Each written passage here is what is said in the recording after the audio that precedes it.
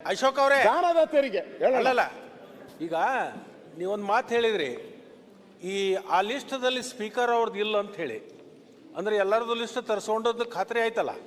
ಇಲ್ಲ ನಾನು ತರ್ಸ್ಕೊಂತೀನಿ. ಅಲ್ಲಲ್ಲ, ಅವ್ರದ್ದು ಲಿಸ್ಟ್ದೊಳಗೆ ಹೆಸರಿಲ್ಲ ಅಂದ್ರೆ ನೀ ಎಲ್ಲರದ್ದು ಲಿಸ್ಟ್ ತರಿಸ್ಕೊಂಡಂಗೆ ಆಯ್ತಲ್ಲ? ಅದು ಸ್ಪೀಕರ್ಗೆ ಬಿಟ್ಬಿಡೋಣ. ಸ್ಪೀಕರ್ ಅದನ್ನ ಚೆಕ್ ಮಾಡ್ಕೊಳ್ಳಿ. ಅವ್ರಿಗೆ ಗೊತ್ತಾಗುತ್ತೆ 7 ಗಂಟೆ ಮೇಲೆ ಇಲ್ಲಿ ಯಾರು ಖಾಲಿ ಮಾಡ್ತಾರೆ. ಅವರೆಲ್ಲ ನನ್ನ ಹತ್ರ ಹೇಳಿದ್ರು ಅವ್ರು ಒಂದ್ಸರಿ ಹೇಳಿದ್ರು, ಮರಾಯ ತಾನಪ್ಪ 7 ಗಂಟೆ ನೋಡಿ ನೀವು ಏನೇನಂತಾರಪ್ಪ, ಆಯ್ತು ಮುಂದೆ ಸರಿ ಇದೆ. ಹಾಗೆ ಹೇಳೋದವ್ರು ನಮ್ಮ ಹತ್ರ 7 ಗಂಟೆ ನೋಡ್ತೀರಿ, 7 ಗಂಟೆ ಗೊತ್ತಾಗ್ಬಿಡುತ್ತೆ ನಮಗೆ ಅಂತ ಹೇಳಿದ್ರು.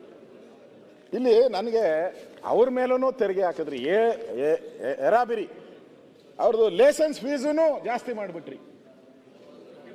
50% ಲೈಸೆನ್ಸ್ ಫ್ರೀನೂ ಜಾಸ್ತಿ ಮಾಡಿದ್ರಿ, ಕುಡಿಯೋರ್ಗೂ ಜಾಸ್ತಿ ಮಾಡಿದ್ರಿ.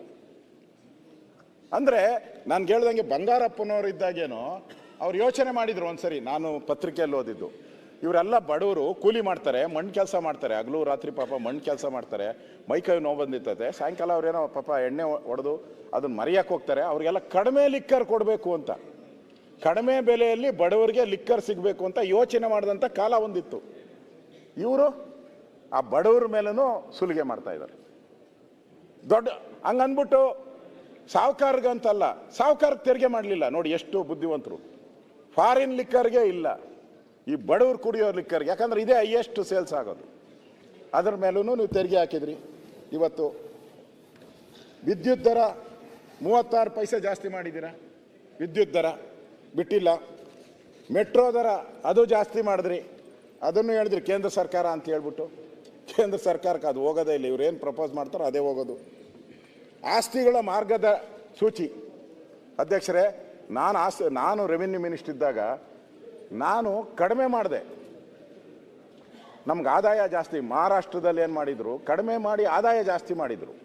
ನಾನು ಅದೇ ರೀತಿ ಆದಾಯನ ಜಾಸ್ತಿ ಮಾಡಬೇಕು ಅನ್ನೋ ದೃಷ್ಟಿಯಿಂದ ಯಾರು 40 ಲಕ್ಷದೊಳಗಡೆ ಫ್ಲ್ಯಾಟ್ಗಳನ್ನು ಖರೀದಿ ಮಾಡ್ತಾರೆ ಅಂಥವ್ರಿಗೆಲ್ಲ ರಿಯಾಯಿತಿ ಕೊಟ್ಟೆ ನಾನು.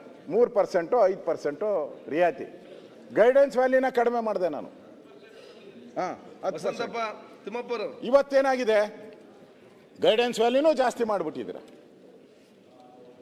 ಮತ್ತೆ ಸ್ಟ್ಯಾಂಪ್ ಡ್ಯೂಟಿನೂ ಎಲ್ಲನೂ ಜಾಸ್ತಿ ಮಾಡಿದ್ದೀರ. ಯಾಕೆ ಮಾಡ್ತೀರಾ ಅಂತ ನಾನು ಹೇಳೋದು. ಮಾಡೋಕ್ಕೆ ಒಂದು ರೀಸನ್ ಬೇಕಲ್ಲ. ಸರ್ಕಾರದಲ್ಲಿ ಹಣದ ಕೊರತೆ ಇದೆ, ಸರ್ಕಾರ ಪಾಪರ್ ಆಗಿದೆ ಅನ್ನೋದಕ್ಕೆ ಇದು ಸ್ಪಷ್ಟವಾದ ಸಂದೇಶ ಅಲ್ವಾ? ಇವತ್ತು ಇಷ್ಟೆಲ್ಲ ಆದಮೇಲೂ ಕೂಡ ವೃತ್ತಿ ತೆರಿಗೆ ಹೆಚ್ಚಳ ಮಾಡಿದ್ದೀರಾ, ಸರ್ಕಾರಿ ಕಾಲೇಜುಗಳಲ್ಲಿ ಶೈಕ್ಷಣಿಕ ಹೆಚ್ಚಳ ಮಾಡಿದ್ದೀರಾ 5%, ಸರ್ಕಾರಿ ಆಸ್ಪತ್ರೆಗಳಲ್ಲಿ ಬಡವರು ಹೋಗೋದು ಗತಿ ಇಲ್ದವರು ಅಂತ ಹೇಳ್ತಾರೆ, ಎಲ್ಲೂ ನಮಗೆ ಟ್ರೀಟ್ಮೆಂಟ್ ಆಗಲ್ಲ ಅಂತ ಹೇಳುವಾಗ ಸರ್ಕಾರಿ ಆಸ್ಪತ್ರೆಗೆ ಹೋಗ್ತಾರೆ. ಬದುಕಿದ್ರೆ ಬದುಕಲಿ, ಸತ್ತರೆ ಸತ್ಲಿ ಅನ್ನೋ ಸ್ಥಿತಿಗೆ ಹೋಗಿರ್ತಾರೆ ಅವರು. ಅಲ್ಲೋದಾಗ ಅಲ್ಲೂ 100%